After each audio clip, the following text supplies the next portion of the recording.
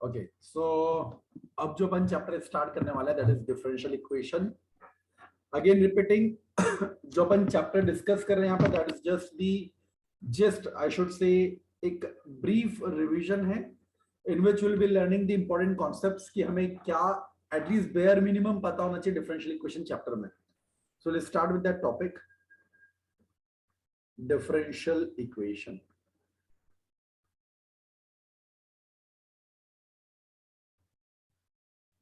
Okay देखिए the name itself says, ये जो वर्ड चैप्टर का नाम है डिफरेंशियल इक्वेशन, दो वर्ड से मिलकर बना है। First is differential that is differentiation and equation that means एक इक्वेशन किसे कहते हैं अपन जिसमें वेरिएबल्स रिलेट होते हैं। So that is the equation. मतलब डेरिवेटिव्स, मतलब इस चैप्टर का नाम से अपन क्या समझ रहे हैं, जहां पर derivatives variable that is x and y relate होते हैं उनको अपन कहते हैं डिफरेंशियल इक्वेशंस, राइट। सो कौन कौन मिलेगा अपन को यहाँ पर, x की टर्म मिलेगी, y की टर्म मिलेगी और डेरिवेटिव्स मतलब y dash y double dash ये वाली टर्म्स मिलेंगी। सो वो इक्वेशंस जिसमें ये टर्म्स रिलेट होंगी उसको अपन कहेंगे डिफरेंशियल इक्वेशन। यहाँ पे एक चीज और याद रखिएगा, अपन ने दो टर्म्स पढ़ी थी दैट इज कांस्टेंट, एक टर्म था कांस्टेंट और सेकंड था आर्बिट्री कांस्टेंट। दोनों में डिफरेंस है। तो कांस्टेंट किसे कहते हैं अपन और आर्बिट्री कांस्टेंट ये एक टर्म है।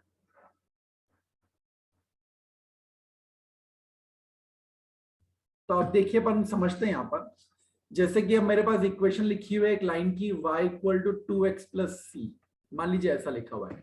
So it's a linear equation in two variable.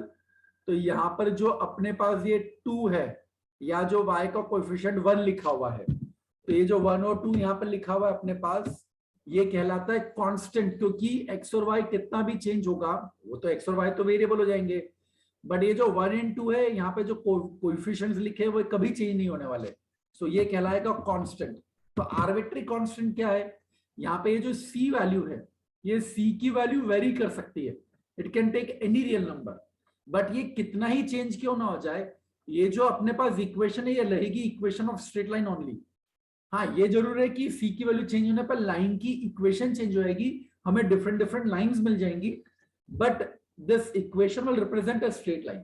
Therefore this c is called arbitrary constant and these values 1 and 2 is called constant, क्योंकि ये तो चेंज भी नहीं हो सकती, ये तो फिक्स ही रहने वाली है इस इक्वेशन में हमेशा। सो 1 and 2 is the constant। ये दो टर्म्स अपन ने सीखी थी। अब जब हम डिफरेंशियल इक्वेशन सीख रहे थे तो यहाँ पर अपन ने ये तो भी सीख लिया कि वो इक्वेशन जिसमें x that is independent variable, y that is dependent variable and derivatives, उनके derivatives जो relate होते हैं उसको अपन कहते हैं डिफरेंशियल इक्वेशन। सो अगर मैं डिफरेंशियल इक्वेशन का एग्जांपल लिखूं, so dy by dx equal to let's say x plus 2y, ऐसा हमने लिख लिया। नाउ ये जो अपने पास डिफरेंशियल इक्वेशन आई है, डिफरेंशियल इक्वेशन में हमारे पास दो टर्म्स आती है और one is called the order of differential equation and another term is degree of differential equation। तो ऑर्डर का मतलब क्या था, कोई भी डिफरेंशियल इक्वेशन में जो हाईएस्ट ऑर्डर डेरिवेटिव प्रेजेंट होता है, कोई भी डिफरेंशियल इक्वेशन में जो हाईएस्ट ऑर्डर डेरिवेटिव प्रेजेंट होता है उसको कहते हैं ऑर्डर ऑफ डिफरेंशियल इक्वेशन। तो अगर हम यहां पर चेक करें तो हमारे पास ऑर्डर क्या होगा, जो देखिए यहाँ पे अपने पास जो डिफरेंशियल इक्वेशन है उसमें dy by dx की टर्म ही है। सो dy by dx की टर्म ही है, इसमें तो और भी कोई अपने पास टर्म इन्वॉल्व हो ही नहीं रही है। तो अपने पास जब और कोई टर्म इन्वॉल्व हो ही नहीं रही है तो इसमें अपन क्या कहेंगे, ऑर्डर इज 1, क्योंकि dy by dx he, right. Okay हाँ, अगर यहाँ पे d2 by dx स्क्वायर होता या d3 by dx क्यूब होता और हायर ऑर्डर डेरिवेटिव्स प्रेजेंट होते तो ऑर्डर अपनी 2 या 3 उसका अकॉर्डिंगली होती। नाउ डिग्री किसे कहते हैं, with respect to derivatives in the differential equation, जो अपने पास डेरिवेटिव्स की टर्म है, like for example dy by dx है या y डबल डैश की टर्म हो या y ट्रिपल डैश की टर्म्स हो, तो विद रिस्पेक्ट टू डेरिवेटिव्स जो हमारे पास डिफरेंशियल इक्वेशन में प्रेजेंट है उनके रेस्पेक्ट में हम क्या करते हैं, डिफरेंशियल इक्वेशन को पहले क्या करते हैं, हम पॉलिनोमियल फॉर्म में कन्वर्ट करते हैं। तो after converting in the polynomial form जो हमारे पास डिफरेंशियल इक्वेशन आती है उसमें हाईएस्ट ऑर्डर डेरिवेटिव की जो पावर होती है, हाईएस्ट ऑर्डर डेरिवेटिव की जो पावर होती है वो अपनी कहलाती है degree of differential equation. Like for example यहाँ पर तो हाईएस्ट ऑर्डर डेरिवेटिव अपने पास एक ही था, dy by dx। इसकी पावर कितनी है? इसकी पावर 1 है, इसलिए अपने पास डिग्री क्या हो गया? डिग्री भी 1 ही हो गई, राइट। अगेन जैसे कि अपने पास लिखा हुआ है, यहाँ पे अपन एग्जांपल से देख लेते हैं। लाइक फॉर एग्जांपल यहाँ पे अगर अपन देखें तो यहाँ पर अपने पास हाईएस्ट ऑर्डर डेरिवेटिव है 2, इसलिए डिग्री ऑर्डर हो गई है 2। बट डिग्री के लिए अपन इसको पहले क्या करना पड़ेगा? रेडिकल साइन हटाने पड़ेंगे। सो रेडिकल साइन अपन हटाते हैं यहाँ पर, तो क्या मिलेगा? मैं दोनों तरफ क्या करता हूँ, यहाँ पे देखो under root of y double dash is equal to third root of y dash plus 3।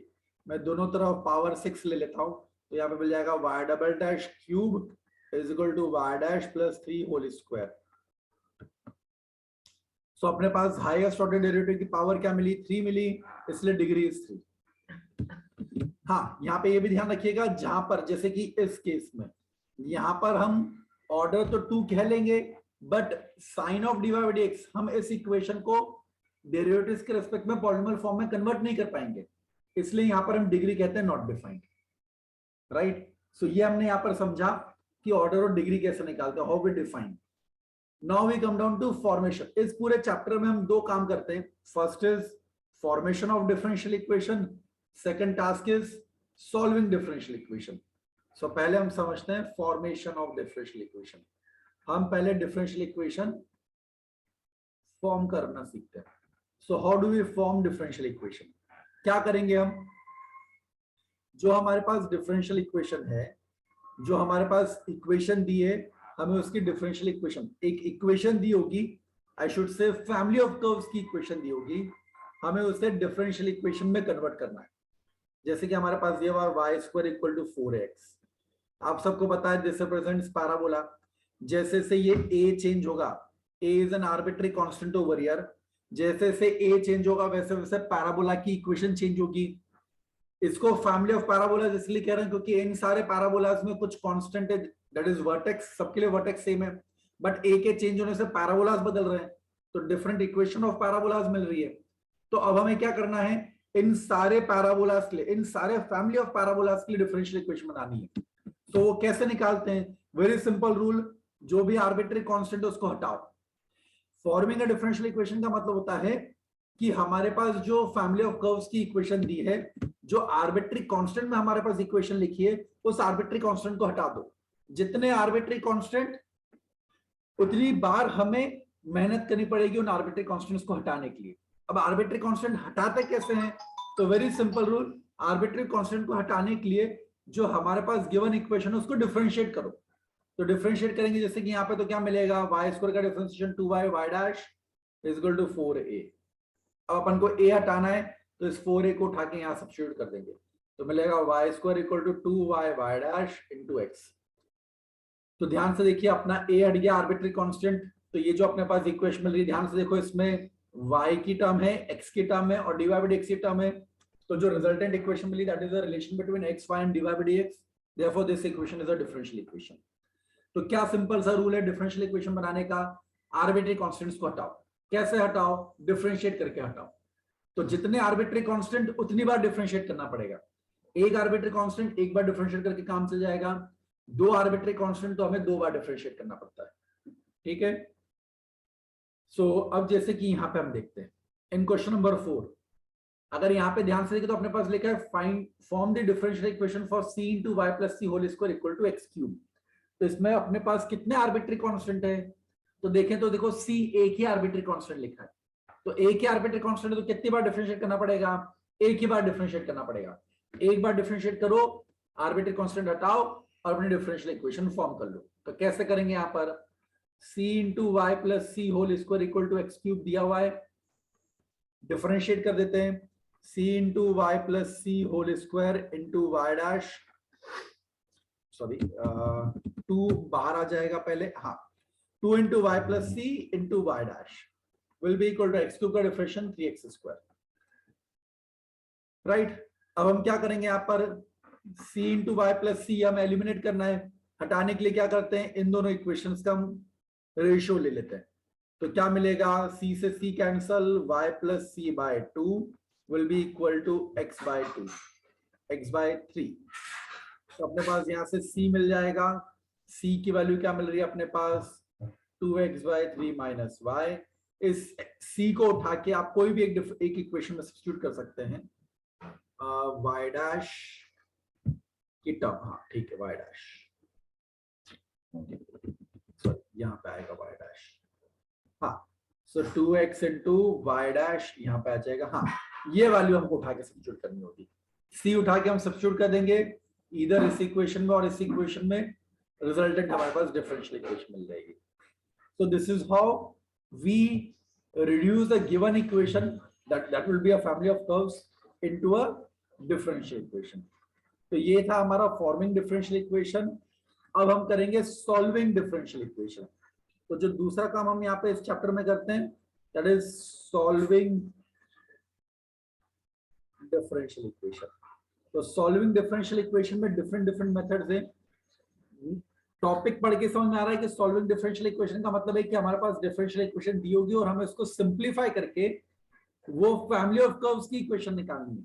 अभी हम यहाँ पर क्या कर रहे थे, हमारे पास जो डिफरेंशियल इक्वेशन दी थी ये हमारे पास फैमिली ऑफ कर्व्स दिया था, यहाँ से हम सिंपलीफाई करके डिफरेंशियल इक्वेशन बनाते थे। अगेन जैसे कि यहाँ पे देखिए, अभी हमने यहाँ पर इस इक्वेशन, ये फैमिली ऑफ कर्व्स दिया था, इसकी डिफरेंशियल इक्वेशन ये बनाई। अब डिफरेंशियल इक्वेशन को सिंपलीफाई करके ये कर्व ऑब्टेन करना इज सॉल्विंग डिफरेंशियल इक्वेशन। तो पहला कॉन्सेप्ट जो हम सीखते हैं सॉल्विंग डिफरेंशियल इक्वेशन में इज वेरिएबल सेपरेबल फॉर्म। तो वेरिएबल सेपरेबल फॉर्म क्या है? सो वेरिएबल सेपरेबल नाम से समझ में आ रहा है, वो डिफरेंशियल इक्वेशन जिसमें हम वेरिएबल्स को सेपरेट कर पाएंगे वो कहलाएगा variable separable form. Simple example, जैसे कि अपने पास यहाँ पर फर्स्ट क्वेश्चन है sec square x into tan y dx plus sec square y into tan x dy equal to 0। अब यहाँ पे x की टर्म को dx के साथ, y की टर्म्स को dy के साथ लिखने के लिए मैं क्या करता हूँ, पूरी इक्वेशन को tan x into tan y के साथ हम डिवाइड कर देंगे। तो क्या मिलेगा अपने पास? अपने पास मिलेगा sec square x upon tan x plus sec square y upon tan y dy equal to 0। Right, integrate कर देंगे, अपने पास वेरिएबल सेपरेबल हो गया। ठीक है, तो ये फॉर्मेट्स कहलाती है वेरिएबल सेपरेबल फॉर्म, जिसमें अपन सीधे बेसिक मेथड अप्लाई करके वेरिएबल्स को, मतलब x की टर्म्स को dx के साथ, y की टर्म्स को dy के साथ लिख लो, ये कहलाती है variable separable form. Now second method is reducible two variable separable form. क्या काम ने? Reducible two variable separable. तो रिड्यूसिबल टू वेरिएबल सेपरेबल में क्या रहेगा? रिड्यूसिबल टू वेरिएबल सेपरेबल मतलब कोई इक्वेशन हमें दी होगी जो कि हम डायरेक्टली वेरिएबल सेपरेट नहीं कर पाएंगे, बट हमें कुछ मेथड अप्लाई करके, कुछ सब्स्टिट्यूशन यूज करके हमें उसको वेरिएबल सेपरेबल फॉर्म में कन्वर्ट करना होगा। लाइक फॉर एग्जांपल यहाँ पे क्वेश्चन नंबर 1 देखते हैं। तो यहाँ पर हमारे पास क्या दिया हुआ है? हमारे पास दिया हुआ था dy by dx is equal to sine square of x plus 3y plus 5। तो अब यहाँ पे डायरेक्टली x और y की टर्म सेपरेट नहीं हो सकती है, तो हम यहाँ पे क्या करेंगे, x प्लस 3y को t डाल देते हैं। अब देखो अगर अपन उसको सिंप्लीफाई करेंगे तो अपने पास ये जो इक्वेशन मिले that is dt by dx minus 1 by 3 is equals sin square t plus 5। So now you can see over here, ये अपने पास अब वेरिएबल्स सेपरेबल फॉर्म में आ गई। हम इसको आगे सिंप्लीफाई कर सकते हैं, dt by dx minus 1, 3 multiply करेंगे 3 sin square t plus 15, 1 इधर से हटेगा, यहाँ पे आ जाएगा 16। तो अपने पास मिल गया dt upon 3 sin square t plus 16 is equal to dx। अब वेरिएबल सेपरेट होगा, अपन इंटीग्रेट कर सकते हैं। सो ये कहलाती है reducible two variable separable. Directly function reduce नहीं हो रहा था, वेरिएबल सेपरेट नहीं हो रहे थे, हमने सब्स्टिट्यूशन करा, सब्स्टिट्यूशन यूज करने से वेरिएबल सेपरेट हो गए। Now the next form is homogeneous differential equation. तो अब होमोजेनियस डिफरेंशियल इक्वेशन क्या होती है? होमोजेनियस इक्वेशंस क्या होती थी? तो होमोजेनियस इक्वेशंस बहुत इजी कॉन्सेप्ट है, वो इक्वेशंस जिसमें हर टर्म की power with respect two variables, वो इक्वेशन जिसमें हर टर्म की power with respect to variables equal होती है, उसको हम कहते हैं होमोजीनियस इक्वेशन। क्या काम ने, वापस से रिपीट करते हैं अपन, वो इक्वेशन जिसमें हर टर्म की power with respect to variables equal होती है, उसको अपन कहते हैं होमोजेनियस इक्वेशन। तो होमोजेनियस डिफरेंशियल इक्वेशन क्या होगी? होमोजेनियस डिफरेंशियल इक्वेशन में डिफरेंशियल इक्वेशन है जिसमें अपन हर टर्म की power with respect to x and y जब देखेंगे तो पावर सेम रहेगी, इसको अपन कहते हैं होमोजेनियस डिफरेंशियल इक्वेशन। और कैसे वेरीफाई करते हैं हम कोई given equation homogeneous differential equation है कि नहीं? तो जो भी अपने पास वेरिएबल एक्स और वाई में जो फंक्शन है, उसमें एक्स को रिप्लेस कर दो लैम्डा एक्स से, वाई को रिप्लेस कर दो लैम्डा वाई से। अगर अपने पास गिवन डिफरेंशियल इक्वेशन सेम आती है रिप्लेस करने के बाद, तो उसको कहेंगे होमोजेनियस डिफरेंशियल इक्वेशन। और लैम्डा की टर्म अगर रह जाती है, सेम इक्वेशन नहीं मिलती है, तो वो होमोजेनियस इक्वेशन नहीं है। इसको सॉल्व करने का बहुत सिंपल तरीका है। होमोजेनियस इक्वेशन में y equal to lambda x रख दो या x equal to lambda y रख दो, दोनों में से कोई एक सब्स्टिट्यूशन रख दो डिपेंडिंग ऑन द क्वेश्चन, हमारा इक्वेशन सिंप्लीफाई हो जाती है and we are able to solve this. Lambda की जगह वेरिएबल t भी रख सकते हैं, है ना। जैसे कि एक एग्जांपल लेते हैं, यहाँ पे क्वेश्चन नंबर हम 2 सॉल्व करते हैं। तो लिखा हुआ x square plus y square into d x minus 2xy dy equal to 0। हमें इसको चेक करना है कि होमोजेनियस इक्वेशन है कि नहीं है। तो लैम्डा एक्स और लैम्डा वाई से रिप्लेस कर देते हैं। तो आप ध्यान से देखिए, पहली lambda square x square plus y square into d x minus 2 lambda square x y d y equal to 0। अब ध्यान से देखो, पूरा लैम्डा स्क्वायर इक्वेशन से बाहर आ जाएगा और अपनी इक्वेशन वही मिल जाएगी जो अपने पास गिवन डिफरेंशियल इक्वेशन थी। Hence given equation is a homogeneous differential equation. और जो लैम्डा स्क्वायर बाहर आया है, इसका पावर बता रहा है कि degree of this differential equation, homogeneous equation की जो डिग्री है वो 2 है।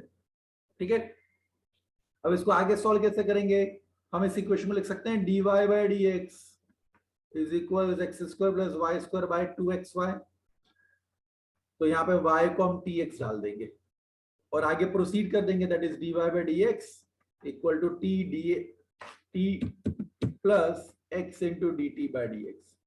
बस ऐसा करके अपन आगे प्रोसीड कर देंगे, इसको सब्स्टिट्यूट कर दो यहाँ पे, अपना रिजल्ट आ जाएगा।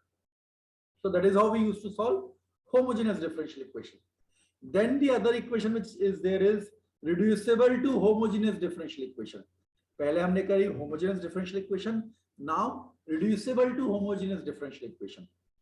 Now this equation is, इसमें हमें दिया होगा linear function, linear upon a linear. ये जो रिड्यूसिबल टू होमोजेनियस होती है, इसमें लीनियर अपॉन लीनियर का फॉर्म होता है। Like for example a1x plus b1y plus c1 divided by a2x plus b2y plus c2। इसको सॉल्व करने का बहुत स्टैंडर्ड मेथड है। डायरेक्टली x को रख दो u प्लस h, y को रख दो v प्लस k। इसमें u और v तो वेरिएबल है, बट h और k कांस्टेंट है। तो h और k कांस्टेंट है, वो कौन सा कांस्टेंट है, कैसे वैल्यू मिलेगी उनकी?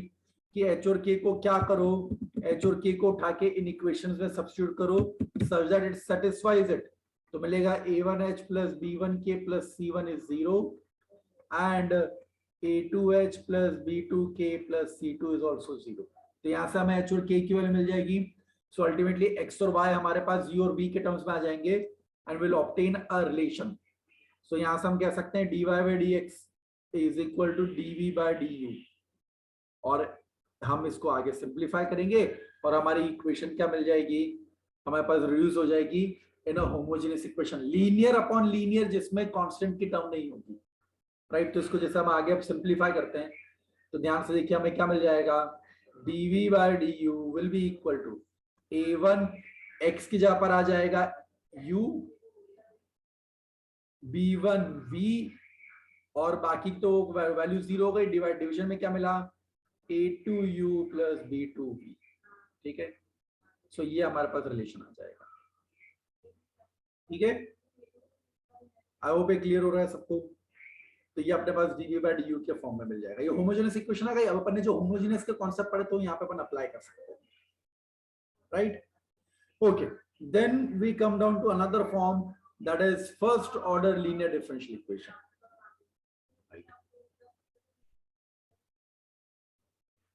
So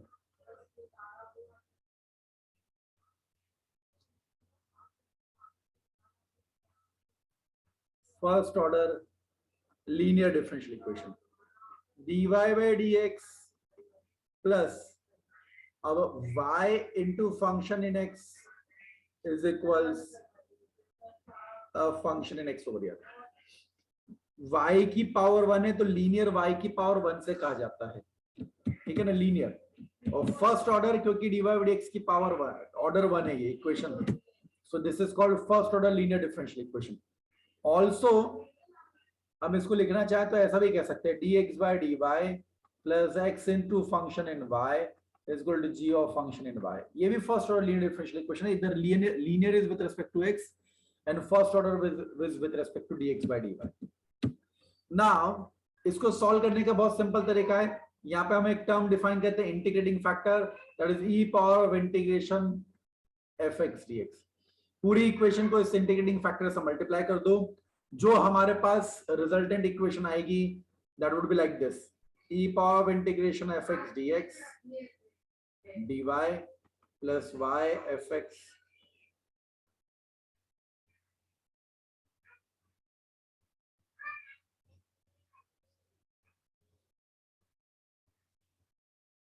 and now you know over here this becomes d of y into integrating factor. and now right side की टर्म तो ऐसी रहेगी, तो अपन इसको सीधे इंटीग्रेट कर देंगे, अपने पास रिजल्ट आ जाएगा. so that is how we used to solve first order linear differential equations, right? Example देखते हैं इसके ऊपर, जैसे कि अपन ले लेते हैं ये वाला क्वेश्चन. नाउ इस सेकंड क्वेश्चन में देखिए हमें लिखा है dy by dx plus y by x equal to ln x. अब हम क्या करते हैं इसमें, हम इसमें इंटीग्रेटिंग, पहले तो देख लो first order linear differential equation है, क्या कंडीशन सेटिस्फाई कर रहा है.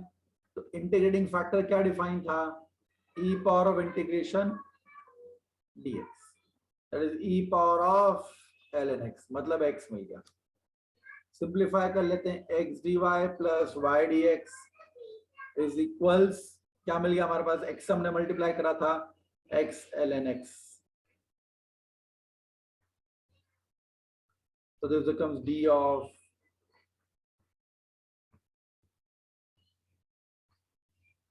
बस. अब सिंप्लीफाई कर लेंगे, आगे हो गया हमारा क्वेश्चन सॉल्व.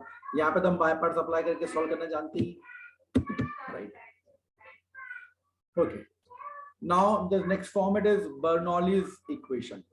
बर्नौली इक्वेशन ध्यान से कि dy by dx plus py equal to q y power of n, ये एक एक्स्ट्रा टर्म मिल जाती है, राइट?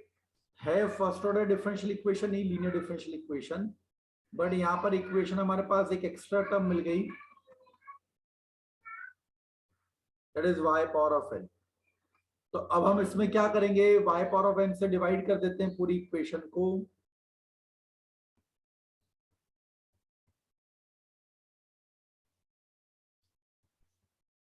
ठीक है, सो y power of minus n dy plus p y power of 1 minus n dx,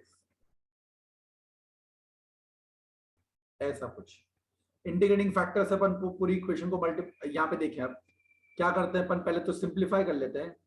y power of 1 minus n को मैं t डाल देता हूँ, तो यहाँ पे अपने पास क्या मिल जाएगा, 1 minus n into y power of minus n dy equals dt. Now ये जो अपने पास वैल्यू मिल रही है, क्या मिल रहा है हमारे पास, ये, इसको अपन रिप्लेस कर देंगे dt upon 1 minus n plus pt dx is equal to q dx.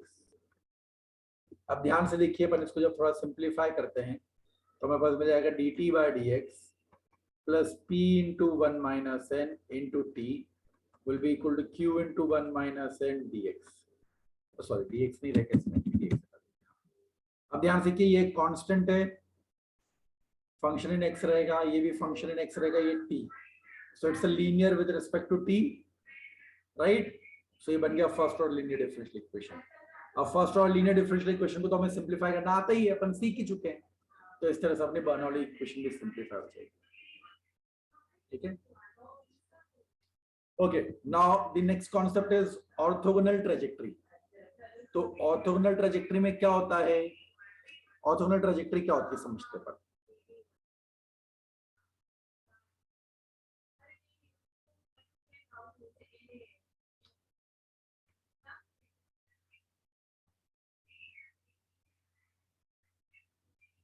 देखिए ऑर्थोगोनल ट्रेजेक्टरी, अगर हमारे पास एक फंक्शन दिया हुआ है एफ एक्स,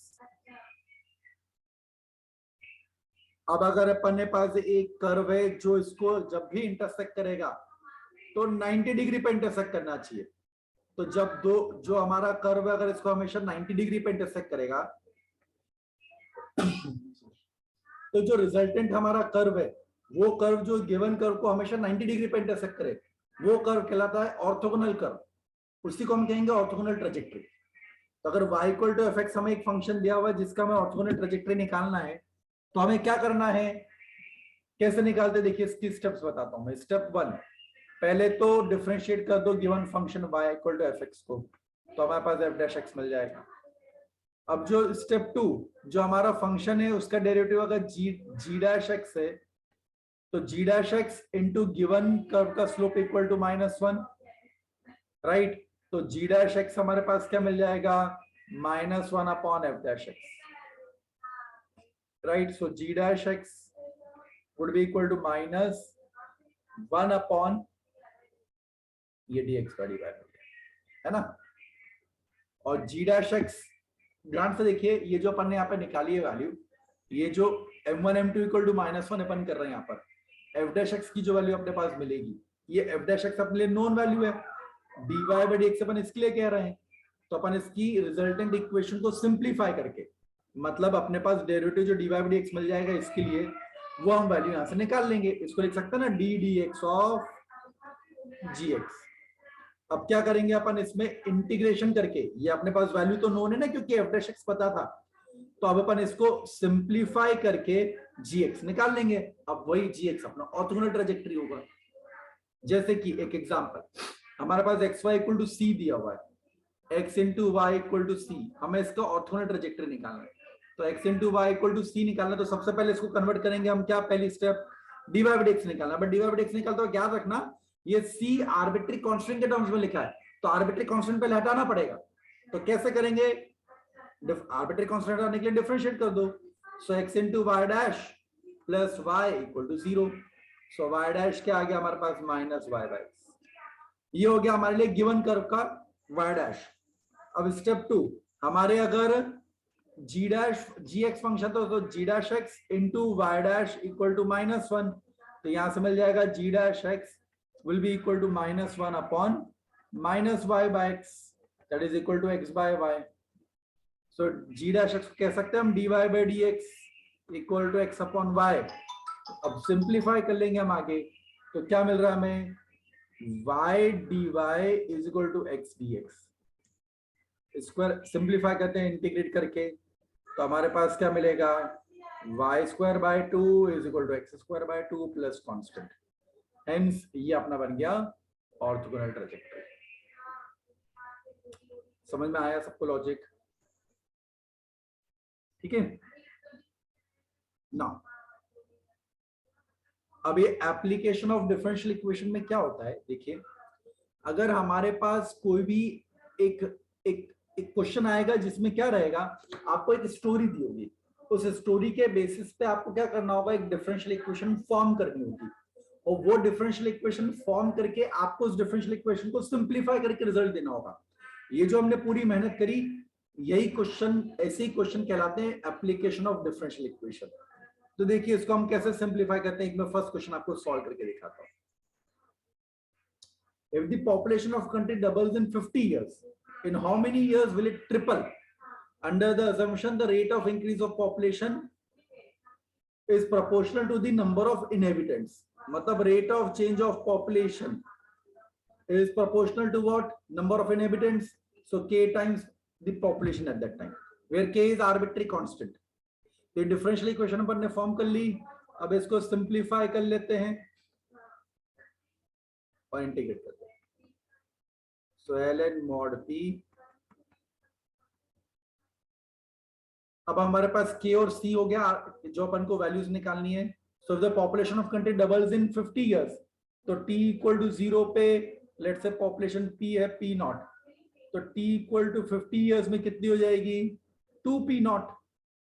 तो इस तरह से हम इसको अगर सिंप्लीफाई करें तो ln p not k into 0 plus c और ln 2p not is equals k into 50 plus c। तो c की वैल्यू यहां से हमें मिल गई ln p नॉट, तो डाल देंगे तो हमारे पास क्या मिलेगा ln 2p not is equal to k into 50 plus ln p not. तो यहां से k की वैल्यू मिल गया हमें ln 2 डिवाइडेड बाय 50, राइट। बस अब हम आगे सिंप्लीफाई कर सकते हैं इसके अकॉर्डिंगली कि हमारे पास c की वैल्यू भी मिल गई और हमारे पास k की वैल्यू भी मिल गई। हम आगे सॉल्व कर सकते हैं। हमको क्या निकालना है, time in which it will triple, तो 3p नॉट कब हो जाएगी। सो हम p की वैल्यू रख देंगे 3p नॉट, टाइम निकालना है, k की वैल्यू पता है, c को रख देंगे ln p नॉट, हो गया, अपना आंसर आ जाएगा। सो हमने पहले डिफरेंशियल इक्वेशन फॉर्म करी और डिफरेंशियल इक्वेशन को सॉल्व करी, यही होता है एप्लीकेशन ऑफ डिफरेंशियल इक्वेशन, ठीक है। Okay, there is one more concept which we need to discuss over here, that is these type of questions, जहां पर हमारे पास एग्जैक्ट, इस टॉपिक को कहते हैं एग्जैक्ट डिफरेंशियल इक्वेशन। तो अब एग्जैक्ट डिफरेंशियल इक्वेशन में क्या होता है, हमारे पास देखो मैं हेडिंग लिख देता हूं पहले,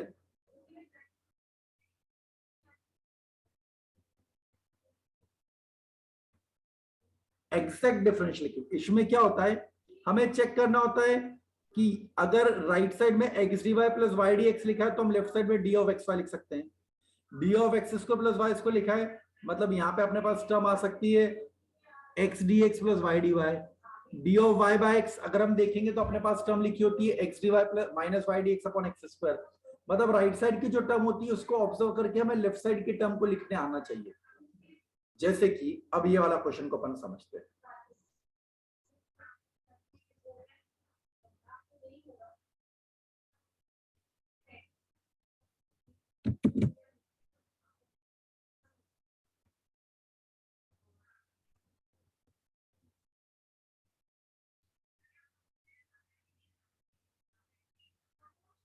देखिए अब y d x minus x d y है तो अपन डिवाइड बाय वाई स्क्वायर कर देते हैं, ठीक है। अब देखिए यहाँ पे ये अपने पास क्या आ गई क्वांटिटी, ये आ गई d of x by y, ये ठीक है। बस अब इसको इंटीग्रेट कर देंगे अपन, तो अपने पास क्या मिल गया x by y plus x square by 2, ये अपना आंसर आ गया। मतलब देखिए यहाँ पे अपन को क्या फायदा हुआ, ऐसे तो हम डायरेक्टली इसको इंटीग्रेट नहीं कर पाते, बट हम जब इसको इस फॉर्म में लिख पा रहे हैं तो हमारे पास वो डिफरेंशियल इक्वेशन सिंप्लीफाई होकर आ पा रही है, इस तरह से हम इसको एक्सप्रेस कर सकते हैं। सो ये यूज होता है एग्जैक्ट डिफरेंशियल इक्वेशन। इसमें हमें करना क्या होता है, हमें राइट साइड की क्वांटिटी, जैसे कि कुछ स्टैंडर्ड रिजल्ट्स हैं, राइट साइड की क्वांटिटीज को देख के हमें लेफ्ट साइड की क्वांटिटीज लिखना आना चाहिए, वो जो यूज होता है वो कहलाता है एग्जैक्ट डिफरेंशियल इक्वेशन। सो ये था इन ब्रीफ जो हम पढ़ते हैं डिफरेंशियल इक्वेशंस में, राइट। इसका डिटेलिंग आप 1 by 1 लेक्चर में देख सकते हैं जो डिटेल में दिया हुआ है, ठीक है। So this much is with the differential equation.